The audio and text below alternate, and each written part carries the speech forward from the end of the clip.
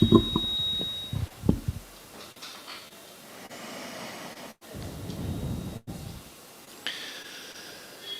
Kena Upanishad describes how the gods, the psychological powers within us, are transformed by the recognition that their power is power of the divine, the Brahman.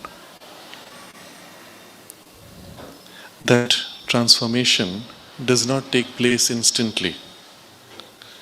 There are a series of flashes in which, bit by bit, the powers within us, our mind, our life energies, our senses, gradually learn to be accustomed to the contact with the divine influence, with the action of the light, power, and joy that flow into them from their source in the Brahman. This period of accustoming involves a becoming passive to the touch of the divine, first by becoming silent, and then by turning, aspiring and yearning only for that and the touch of that.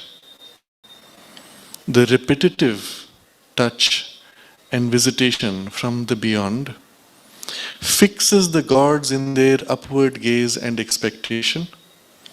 Constant repetition fixes them in a constant passivity. The result, though, is double. The silence in the inner consciousness within us, in our powers, becomes the foundation, and in that silence, there is the knowledge of the silence of the Brahman. At the same time, in their functioning, in the functioning of our senses, in the mind, in the life energies, in the speech and action, there is the inspiration that fills and flows, and the response of their functioning to a supernal light, power, and joy becomes in them the knowledge of the external activity, which is Brahman. So, something very interesting is there. Within our own consciousness, there is a double status. Deep within, as a backdrop within us, is the silence, which is part of the silence of the Brahman. On the surface is the action driven by an inspiration, which is part of the action of Brahman. Suggesting, just as the Brahman has two aspects, the silent, passive, and the active and dynamic, so too within us we have a double aspect. There is the poise of the consciousness that stands observing, supporting, and there is the power of the consciousness moving, expressing. And this double status within us is, in a sense, a miniature recreation of the double status of Brahman, except that this recreation has emerged from an evolutionary process. It thinks and knows itself as a piece that has formed and developed from below, when actually it is a part, reflection, and even essentially a specialized representation in a narrow form of the Brahman's double status.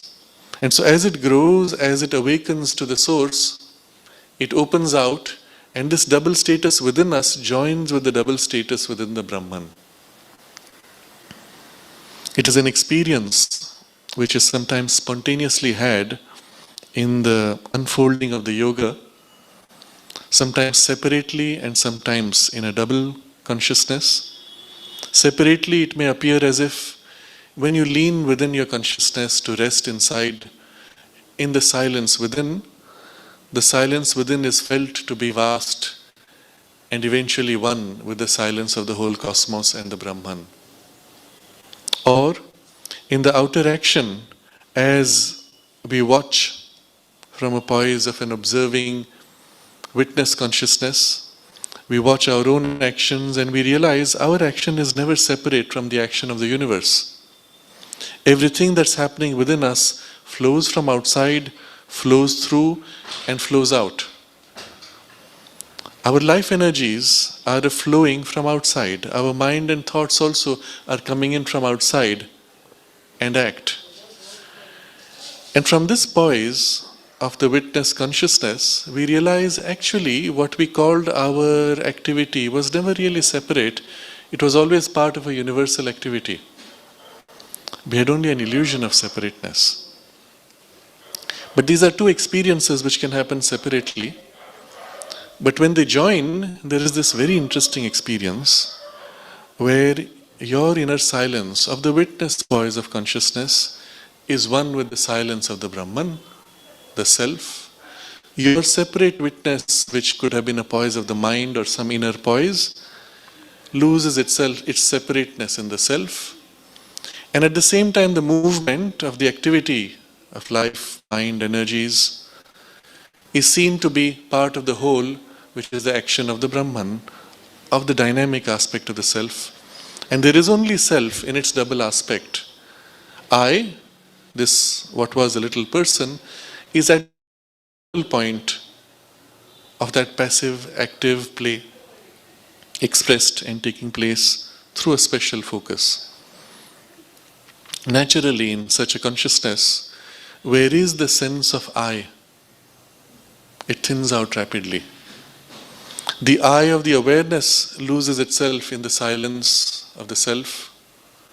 The I of the action and the personal will loses itself in the working of a larger universal will. And in this, he says, mind will know nothing but the Brahman, think nothing but the Brahman. The life will move to embrace, enjoy nothing but the Brahman. The eye will see, the ear will hear, the other senses sense nothing but the Brahman. In such a poise, obviously, everything is seen to be either silence or movement of Brahman. What happens then? In this emergence, in the play, movement or silence of Brahman, are you even aware of the other things and forms through which the Brahman is working? Or is it simply Brahman which blurs out, blots out all sense of separateness? And so he asks this in the next question, in the next paragraph. But is then a complete oblivion of the external the goal? Must the mind and senses recede inward and fall into an unending trance, and the life be forever stilled? So in such a consciousness, it is as if even with eyes open, what are you seeing? Only Brahman and movement of Brahman. But can you engage with things? If you have to, for example, work with flowers, plants, stones, objects, would you be able to distinguish them, or will you simply see the one Brahman with ripples perhaps, but still overwhelmed by the scene of the oneness, and remain in some kind of an inward trance, but even with eyes open, still it is a trance only of Brahman? And the movements and possibilities of life then become still. Is this what is intended? The fact that he asks is obviously to prepare for a ground that says no. But first, he points out, yes, it is possible as an option. This is possible if the soul so wills. But it is not inevitable and indispensable. So first of all, the soul has a choice. The soul may choose to remain in this immersion of the oneness of Brahman, while in life continue with the awareness also of the movement of the Brahman, and then withdrawing from the life choose to even merge into the silence of the Brahman. Or the soul may choose also to take up a different poise in this experience of the Brahman, in which it can engage with forms without losing this poise. And is this even possible? So Sri Aurobindo first of all affirms that it is not inevitable that you have to enter into this inward trance and lose all ability to function in the multiplicity. Nor is it indispensable to retain that poise. So there are traditions which say simply that you cannot help it. As you merge into Brahman, this is what will happen. It's inevitable.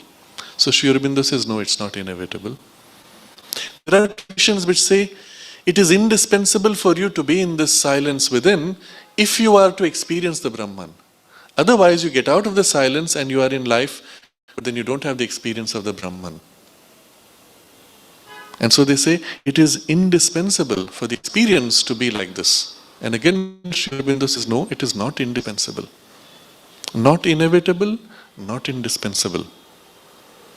Why? And now he has to justify, of course. And this justification, when we read Sri Aurobindo's explanation, it seems so obvious, so simple, and also so beautiful and fulfilling to our deeper aspiration. He says, the mind is cosmic, one in all the universe, but mind with a capital M. So too are the life, capital L, and the sense, capital S. So too is matter, capital M, of the body. And when they exist in and for the Brahman only, they will not only know this, but will sense, feel, and live in that universal unity. So first he points out that in fact our mind is not a little piece cut out. It is part of a larger mind which is universal. So too our life, which is part of a larger universal life, and our senses and the material of our body. Now we have dwelt on this idea many times before, but briefly with a few key examples we recover the understanding of this. Notice your body, although it walks around, unlike the plants which are rooted in the ground, the body still needs to eat, take in material and throw out material to survive. In the plant it's obvious because they're rooted in the ground that they're dependent on the soil. And they're not separate from the soil. Take them out from the soil and they will die. They are part of the soil. It's as if the earth has become plant. But because we are moving around, we don't see that connection so obviously. But in the fact of our continuous need to absorb and exchange, both in food, water, and air, and other energies, it shows that we are actually part of a continuity of the material. Our body is part of the continuity of the material around us.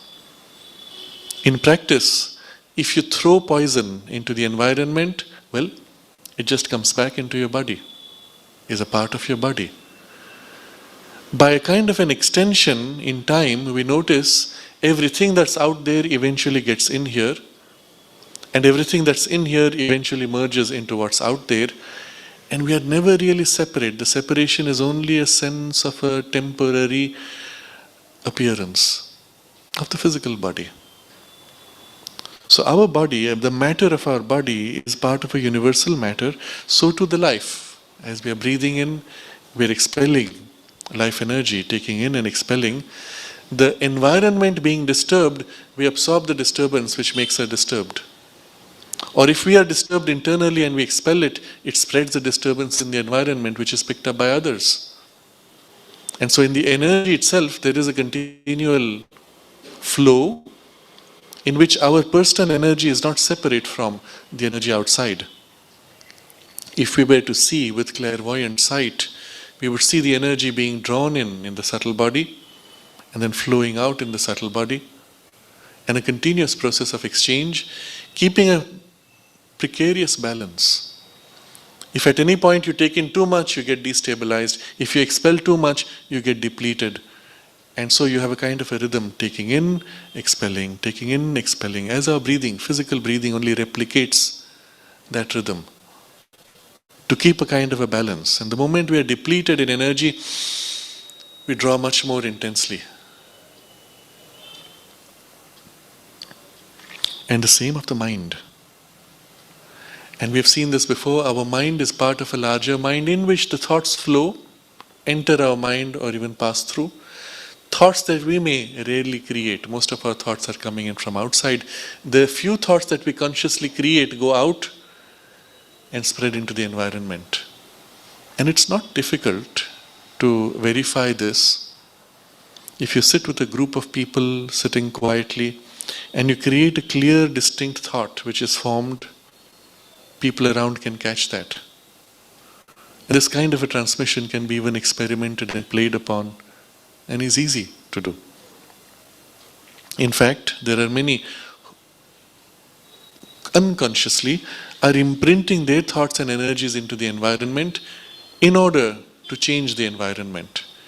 Any powerful leader, political or business or other kind of leader, is constantly throwing out energies into the masses in order to influence the masses and sway them. The word we use, charisma, is really this phenomenon where somebody is able to project an energy which somehow attracts people or causes a certain response. And this is possible because there is a continuity of the mental consciousness, and of the senses also there is a continuity in a universal sense. And we have seen this example, I believe perhaps last time or with the time before, that we see color the same across different biological bodies because the perception of color is in fact taking place in the mind, which is universal. From this perspective, we may even say that when you look at the tree appears tree to all of us because our minds share in the universal mind which chooses to see tree as tree. The universal mind chooses to see self in that aspect and form of the tree experience, and therefore what it sees reflects in our consciousness as the perception of the tree, within which there are variations and limitations depending on the functioning of our mind and our physical senses. If you put colored tinted glasses, then the tree color will appear different. You can distort the image, but the sense of tree is still tree. The form can be played with in its appearance, but the essential sense of tree is still the same as the universal mind chooses to see self, or the self chooses to see itself through the universal mind. So this being the reality, we are not conscious of it. We are conscious only of this limited perception we have. But he says, when these powers within us, when they exist in Brahman and for Brahman only, they will not only know this, but sense, feel and live in that universal unity. This now becomes obvious. When you are conscious and exist in the Brahman, you have the sense of being part of the whole, the oneness that is all. And when you live for the Brahman, that is all that happens, all that you do is only given and flowing to that one. Obviously, the perception turns to this completeness and to this universality. The sense of oneself is universal, but the sense of the action and the expression is also in the universal.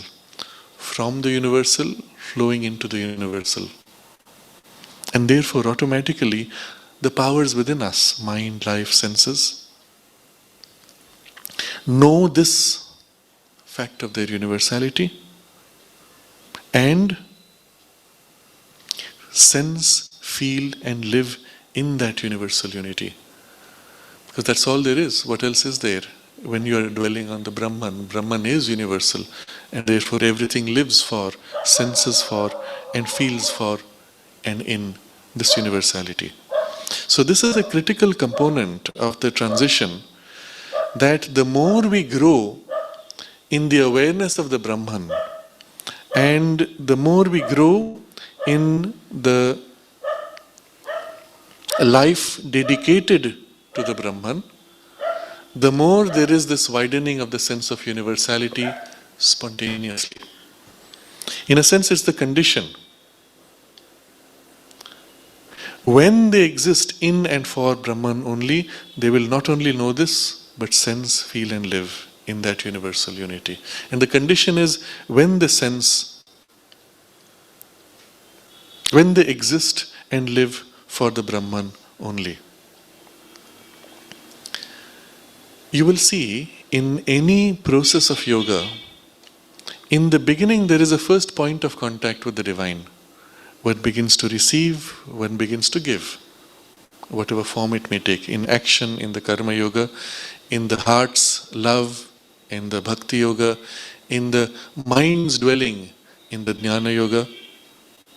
Whichever form it is, one begins to perceive and then to give. And as this exchange grows, the perception of the Brahman grows, our consciousness flowing also widens, and naturally, inevitably, there is a widening as the yoga and the identification grows. The process can be gradual, but it is inevitable. And in its completeness, as one perceives and dwells upon the oneness of the Brahman and gives oneself to the oneness and living in the oneness, it takes its complete fulfillment in living, feeling, and sensing in that universal unity. Therefore, what happens as a consequence? Therefore, to whatever thing they turn, which to the individual sense and mind and life seems now external to them, there also it is not the mere form of things which they will know, think of, sense, embrace and enjoy, but always and only the Brahman. So now, as you are dwelling within yourself, it is obvious you will be dwelling in the Brahman. But when the consciousness itself feels one with this vastness, the mind is aware of itself as a part of the universal mind, and so on. As you look at things and sense things, where are they taking place? Earlier you thought they were outside you, but now in this universality they are inside you. So what earlier you dwelt on within you as the experience of Brahman now has widened to include everything in the world, which now also is felt within you. So this is the nature of the transition. As the consciousness grows freer and wider, the sense of things being within you becomes more and more natural. Again, it can begin with fine degrees. At a very crude social level, you will find our ego widens to include our family. I am willing to sacrifice my convenience for my family. I am willing to sacrifice my life to protect my country, and so on. But it's still an ego, a larger ego, for which you are ready to give up your convenience, the smaller ego. But in this case, in the dissolution of the ego, the component which is similar, all this is my family, but it is not my family against the rest. It is only a widening, an immersion into the wideness. As this sense of things grows to be internal to us, the whole world and all that is in it also is felt within you. And so, therefore, whatever thing they turn, which to the individual sense, mind and life seems now external to them, there also they will think, sense, embrace, enjoy only and always the Brahman. But now he gives some finer aspects to this experience. There also it is not the mere form of things which they will know. So you will know the form of things because you're looking out through the physical senses or the mind's thought and emotions. You will still see that, but it will not be limited to that because you will see it within a consciousness that knows Brahman and embraces Brahman. And there is a continuum of the awareness from the form to its essence in Brahman. So, not the mere form of things which they will know, think of, sense, embrace, and enjoy. So these again represent a series. First, you know. It's not that immediately you see the Brahman, because in your consciousness you begin to perceive the sense of Brahman in all things. And so when you look at the flower, you feel, this also has the same presence. You know, but you don't really see with your physical senses. It's some part of the mental consciousness which knows. Subsequently, that begins to deepen, and from the knowing, it becomes dwelling in thought, thinking. I look at the flower and I remember the divine. And then that grows into the senses. I look at the flower and I see the joy and the smile of the divine. And then the fourth, as I look at the flower, it is as if my consciousness is embracing the divine in and through the flower. It is embracing the divine as flower. And then the relationship of the flower is an enjoyment not of the form of the flower only, but the form itself that I enjoy is a form of the divine in the way he chooses to reveal himself in the form, but it is the divine and the Brahman that I am enjoying in the flower. Now, this aspect of enjoyment is critical because, after all, the whole universe burst out of the oneness of the divine as an expression of his delight. And the purpose of the play is for the play of the delight to be unveiled. At first, the delight is concealed. You do not feel it. As you struggle to overcome, you are concentrating on the pain and discomfort of the struggle. But in the overcoming, you discover the joy. I did it. But if you observe closely, as you were struggling, there was within you a sense of fulfillment. I'm able to stand in spite of the difficulty. I'm able to move forward and make this progress. It's only the ego which distorts this truth of the delight, of the growth and in the struggle by making it a personal struggle and by fixating on the goal which you might or might not reach, in which case all my effort would be meaningless. When I've attained to the goal, the knot of the ego is momentarily released, or the distortion of the ego is momentarily released, and I look back and say, all my effort was worthwhile, it was so wonderful, it was so great, I'm not suffering anymore right now. If the knot of the ego is dissolved right at the beginning, every step of the journey is, here's another step, another delight, another discovery, another overcoming, and so on. And when the goal is reached, it is only another shade or color of the delight, perhaps more complete, more inclusive, but still leading to still other delights as you move along.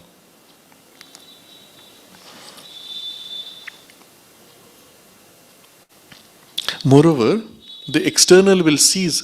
Okay. Therefore, to whatever thing they turn, which to the individual sense and mind and life seems now external to them, there also it is not the mere form of things which they will know, think of, sense, embrace, enjoy, but always and only the Brahman. So these 5 steps are the degrees through which this immersion finds its greater and greater completeness. At any one of these 5 stages, one could stop and say, I have reached it. You can begin to perceive the sense of Brahman in the knowledge. Yes, everything is Brahman. And there are schools which say, this is it. You are now free. You can do what you like. But we will say there's still something missing. From that knowledge, one has to dwell on until it becomes a reality of the senses even. But the senses seeing is not enough. There has to be a deeper, more intimate contact and embracement of the consciousness, even in the gaze, even in the taking of the food, even in a relationship at a distance. An embracement is felt where the consciousness meets and enjoys a difference in relationship with Brahman. And finally, it is the enjoyment that finds the completion. And that's why we will see in the next verse of the Kena, the name of that is that delight. But we will come to that shortly. Moreover, Sri Aurobindo writes, the external will cease to exist for them because nothing will be external, but all things internal to us, even the whole world and all that is in it. So you can see as the consciousness begins to widen and become free, again it grows in degrees. At first, your wideness blurs in its edges. The sense of personal boundary which was narrow has dissolved and there is a wideness. How wide is it? Doesn't matter. It fades out into the universe. But practically, it may still be limited to an immediate space around you. And so the things which are in that environment of your thoughts or your physical senses, you look upon and you experience this contact and intimacy with the Brahman. Things which are far away, you may or may not feel as easily. As the gaze turns upon something, there will be the spontaneous sense of expansion and identification and embracement in that. You will recall the experience of Ramakrishna Paramahansa as he watched the bull being whipped, and as his gaze fell on it, immediately there was this identification even into the physical body and physical senses, and he began to shout in the pain that he felt each time the whip hit the bull. He felt not only the pain on his back, the marks of the whip appeared on his back. Such was the degree of the spontaneous identification. But because the gaze turned, if the bull was perhaps far away, it's the attention may not have turned, and the identification, although something perceived on a deeper level, may not have registered with the same degree. So there is a practical focus, although not limited, not bound. But when one begins to dwell in it, one realizes there is actually no limit, and one experiences increasingly that the whole world and all that is in it are within our universality. In practice, this takes a form in which one dwells in a partial or a complete status in immersion in the universality. One has a practical focus on the surface to limit the engagement with what is immediately around us as our responsibility, or there is a widening spontaneously because the consciousness in the universal is always there. There is a spontaneous widening as needed, as felt by the inner consciousness. An example from the life of Ramana Maharshi comes to mind, where as one of his ways of engaging with the world and with the disciples coming to him or devotees coming to him, he would prepare food, cut the vegetables, prepare, boil, and sometimes even serve all those who came. And at some point, he gave instructions for much more food to be prepared. And he said, there's a group coming. I think the number perhaps. And then the group came a little late when the time for meal was over, but he was waiting with the additional food. Now, in the universality of the consciousness, that specific knowledge was always there, but not relevant until that consciousness of the 12 or the 15 people coming towards him reached out and therefore drew a response, and immediately on the surface it was allowed. Practically, Sri Aurobindo explains, when somebody asks of the nature of this cosmic consciousness, he says it doesn't mean that he has to have in his frontal awareness all the information of the universe. It would not be practical. And he says, what would be the point of having what Lloyd George had for breakfast in your surface consciousness? So, in the universal consciousness, all is there, internal to you, but only what is relevant is brought forward. And this is not unusual if you think about it. In your own engagement, in the limited egocentric consciousness in which we live, as you, let's say, sit for a discussion, you don't start with all the names of all the let's say politicians or historical figures or names and dates that you have studied in class or which you know of. You don't start with all that in front of you because none of that is relevant. You start with that which is relevant for you, and almost spontaneously, by an automatic process, what is required for the discussion comes forward. If suddenly the discussion takes a different form and somebody says, well, what about food? Immediately the knowledge relevant to that comes forward and you engage with that part of the discussion. And then you shift back to the logistics of other financial aspects, and the food thing recedes to the backdrop and the other knowledge comes forward. This kind of a drawing out is automatic in us, except that we are not conscious of that from which things are drawn out. As needed, it comes forward. If I say, remember the last time that you went on top of a mountain, your mind does not need to go in and sort through all your memories. You simply turn inward with the intention to remember, and the memory comes forward. The mechanism of this is hidden from us by a kind of a screen. The inner mind has that knowledge. The outer mind, which is what we are conscious of, does not have it. In the very act of turning, the inner mind knows what you want and puts forward what is required. And the memory pops up.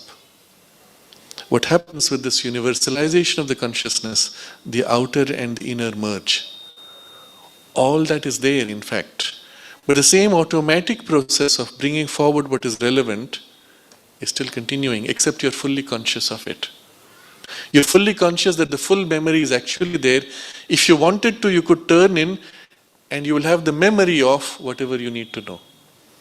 It's a very interesting feeling that all knowledge of all things in the world is almost as if a memory of something that is already known.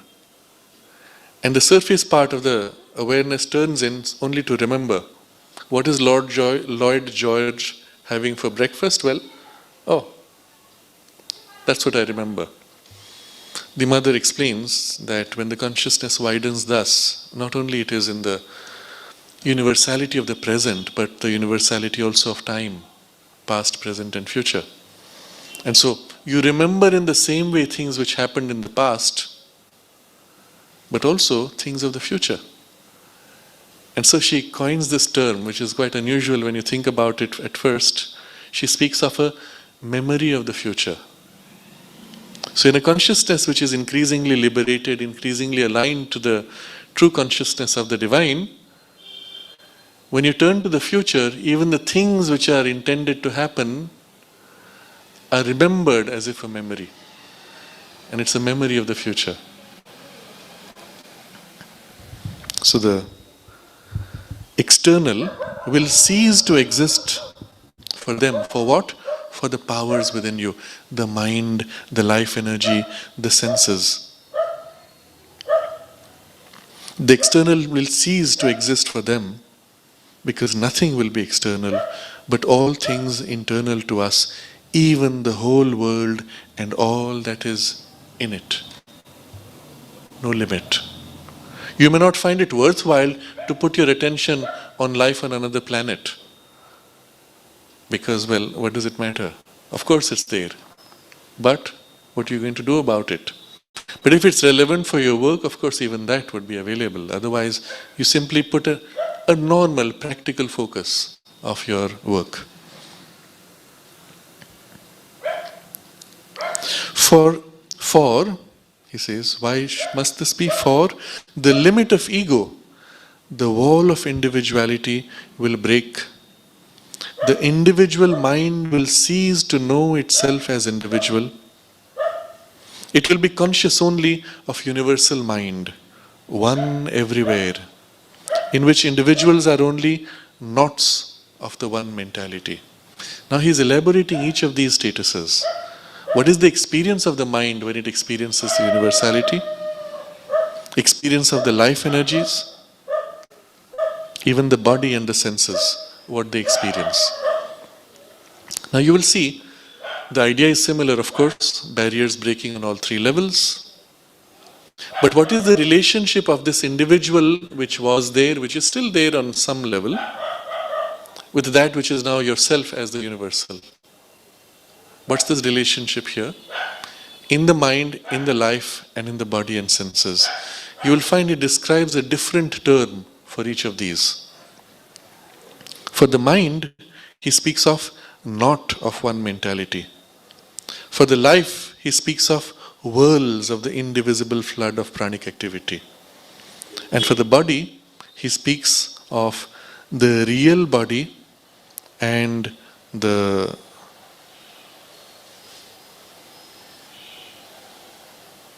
sense for the senses. It is, we will see that shortly. But the distinction of the word he uses, you will find very significant in what it captures of the relationship.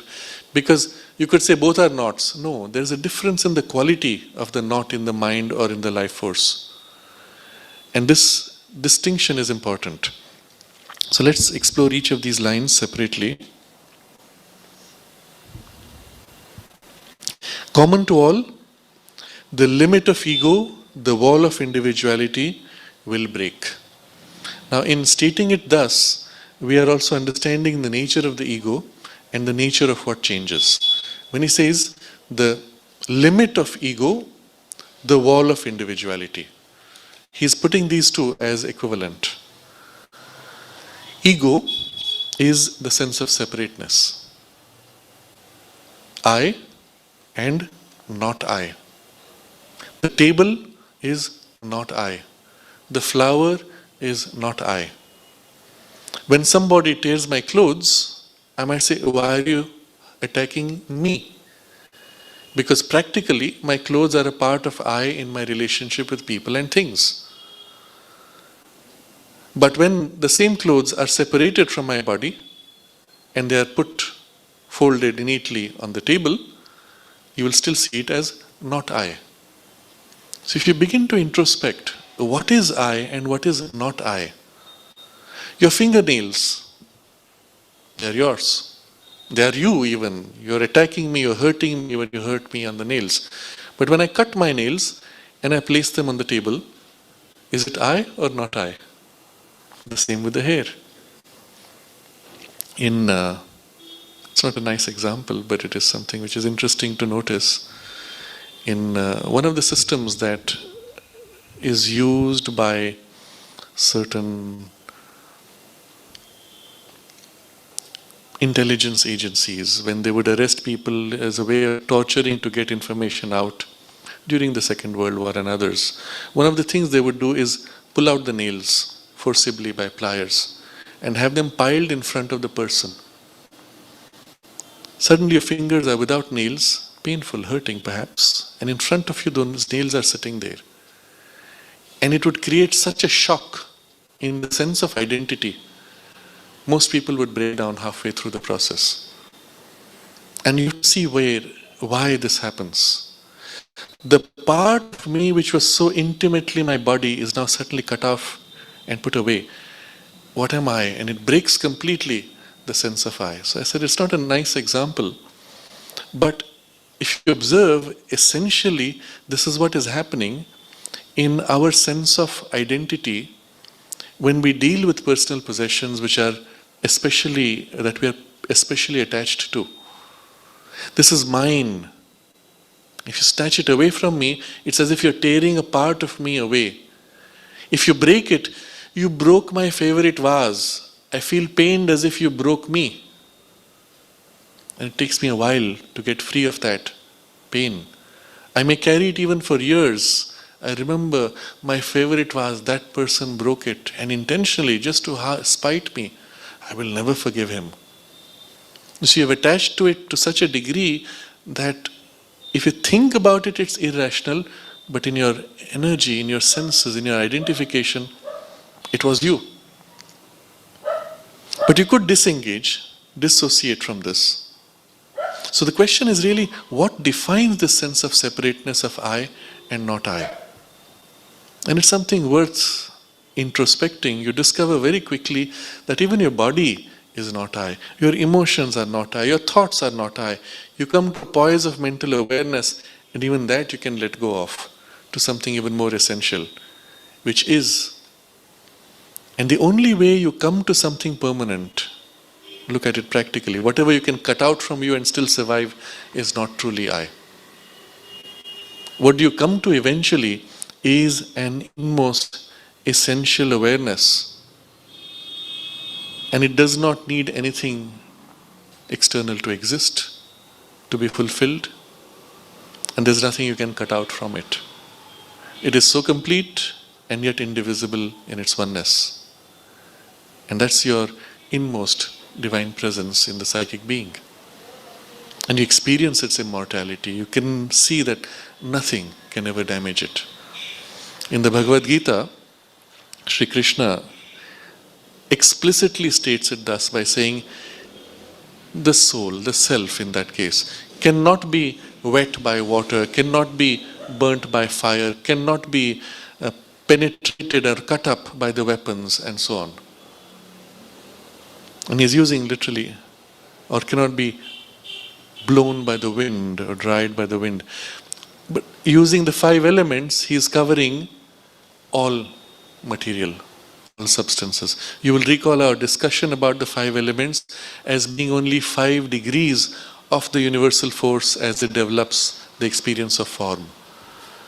And by saying that none of the 5 elements can touch this or harm this, all nature and all things in nature have been included, and the soul is still immortal. So the question will be asked, what is this sense of ego? And if we go back all the way, if we could discover the core all the way, that would be the true you. That is the true ego, except we don't use the word ego anymore, because it does not have the sense of separateness. So ego is everything else which feels this boundary and limit of I versus not I. But what is it that keeps the ego intact? The boundary. And so this is what he is referring to when he says the limit of ego. What is this limit outside which it is not I? If that limit were suddenly removed, what would happen? Suddenly I would experience myself lapsing into continuity. I may or may not have a sense of individuality if I am just on the surface consciousness. Suddenly it will be, I am part of this whole. This often happens when people are exposed to certain kinds of drugs. Momentarily, partially, there's a dropping of these walls, and suddenly a person finds himself unable to function, overwhelmed by the wholeness of it all. And depending on the level of their maturity or personal development in evolution, either they experience extreme fear of being overwhelmed by this all, or they feel an extreme sense of freedom. Oh, it's so nice to be free of this. And then the experience passes. But this is only a glimpse and a partial glimpse. The limit of ego. And this limit is also, he says, the wall of individuality. Now, individuality is something more complex. The ego is some kind of an essential abstract sense, I and not I. Individuality is a formation in the personality. And for the individuality, he uses this term,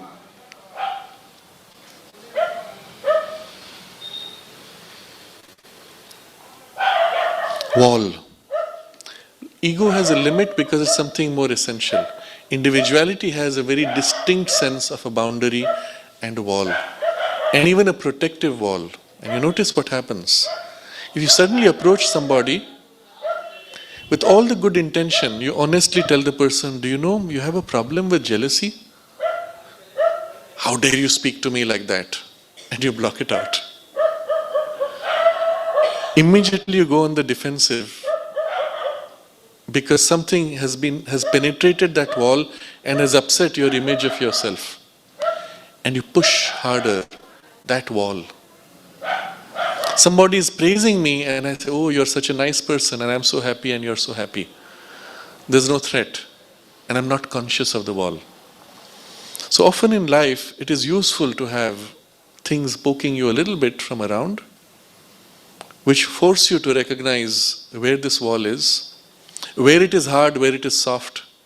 If you tell me you're a nice person, but sometimes I find it disturbing that you are a little restless.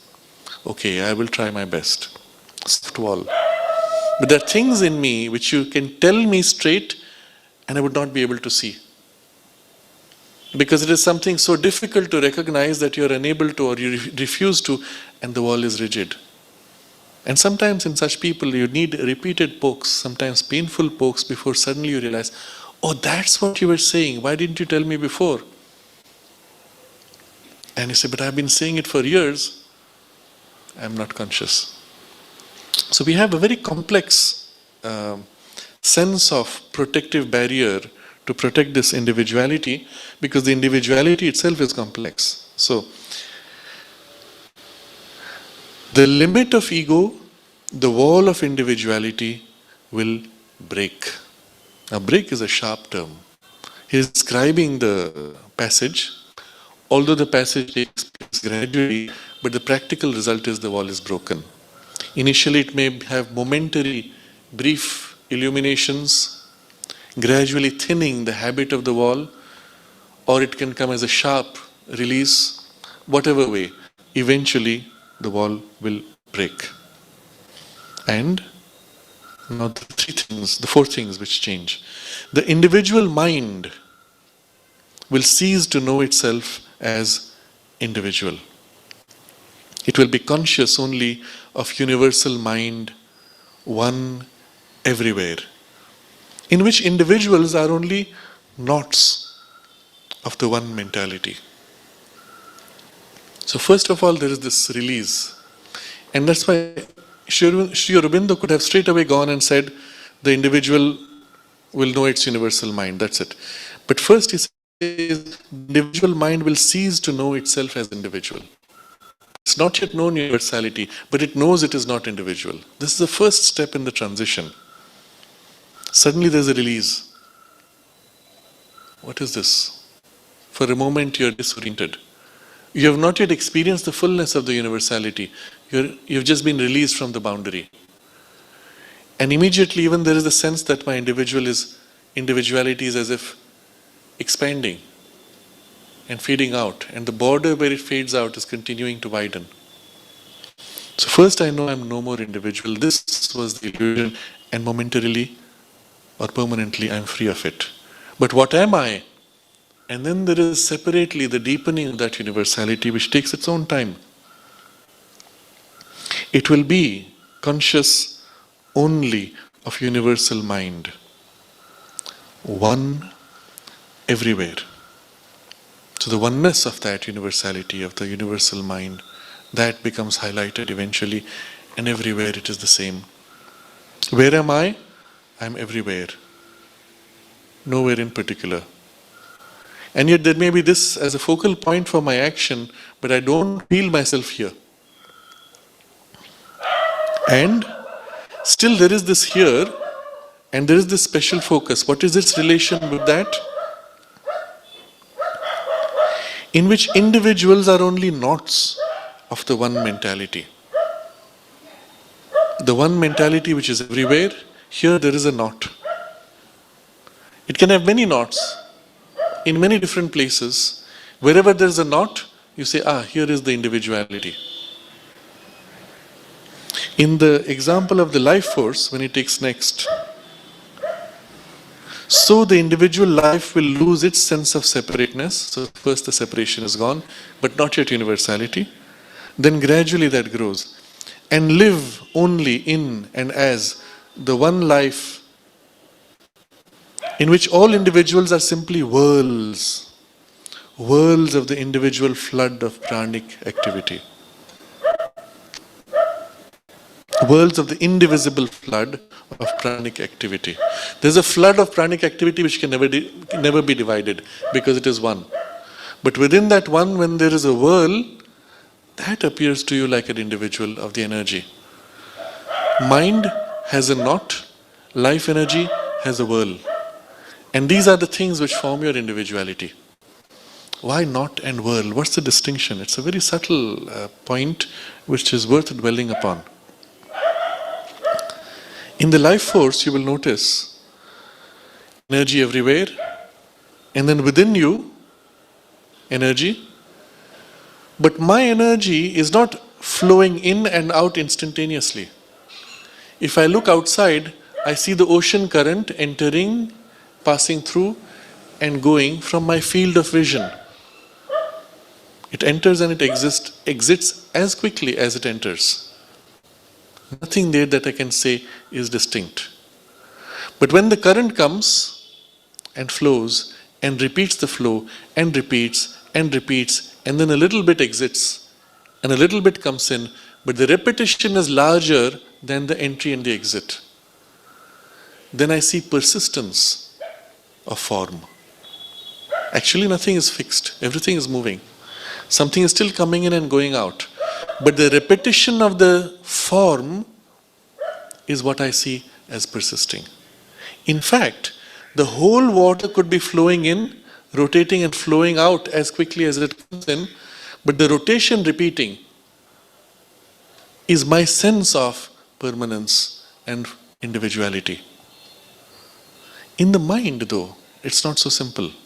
It's not as if mind is flowing in and flowing out, like life force. You see, in life force, when force flows, you call it force. When force repeats, you call it bundle of energy, a whirl of energy. You can take a whirl of energy and throw it, and it will keep moving as if a separate piece, which is a whirl. If you've ever seen this, people who smoke, they do something which is called blowing cigarette smoke rings. It's easy to replicate. If you take a box and put incense in it, make a little hole, you tap the box, and briefly there's a burst, and you'll see emerging a whirling ring of smoke. And because it's whirling, it sustains itself, keeps the smoke packed, it doesn't dissipate until it goes a great distance. What is interesting is it has the character of a distinct form. Now, if you release two rings of smoke that move together, they bounce off each other as if they're separate balls and objects. There is even increasingly in the physics, as you go down to subatomic particles, the recognition that perhaps they are not particles with spherical form, but rings of strings of energy. Superstring theory is one of those forms it takes. Strings, rotating, whirling strings, which behave like particles, like these toroidal flows. And so the energy within us has that character. It whirls and therefore has this appearance of persistence of an individuality which can collide with another individuality, but actually everything is still flowing. When it flows without whirling, you call it force. When it becomes a whirl, you call it form. That's the only difference. When the whirl pattern is released, the same movement spreads out, you call it force. Force repeating becomes form. Form released from limitation becomes free force flowing.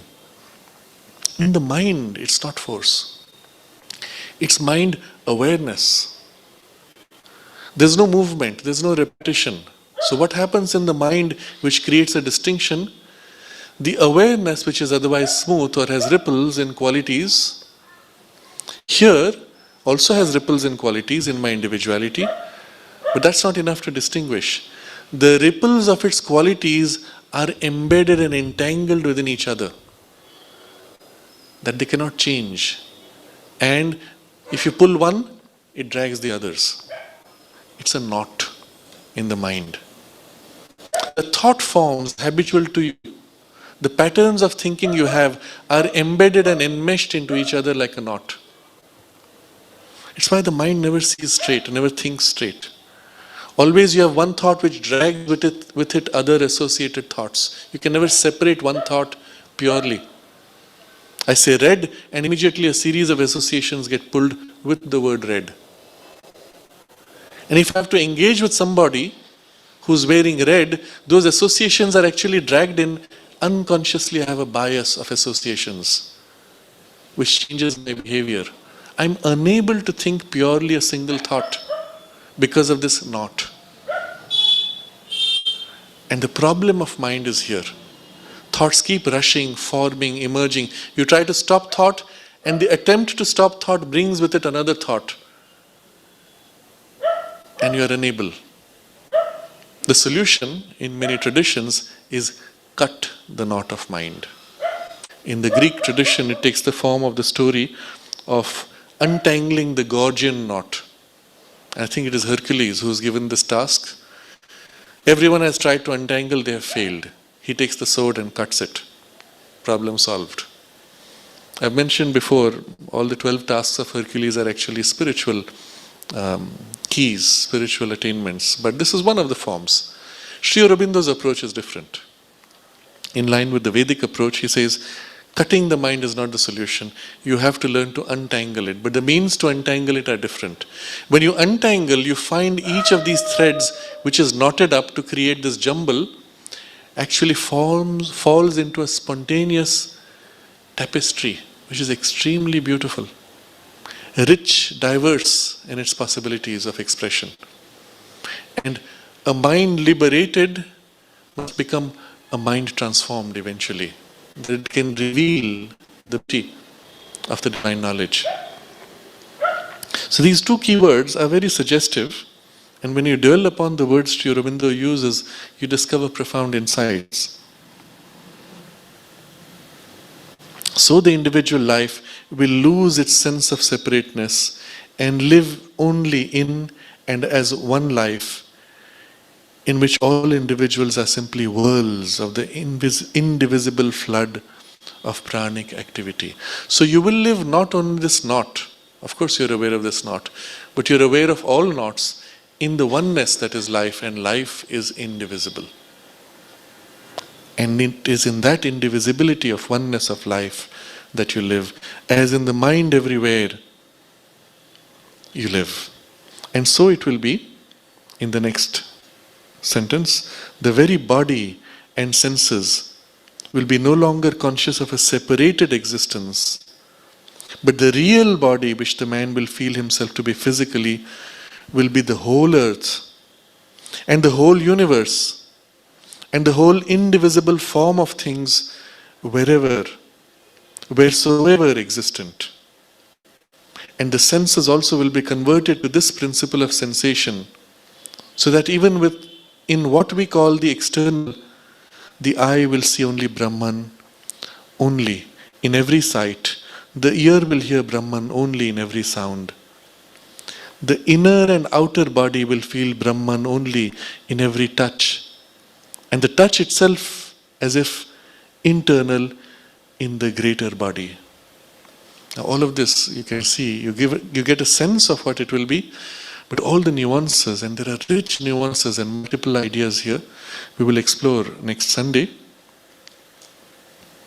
But remember, all these powers have been described in this text as conscious powers, as gods, divine powers.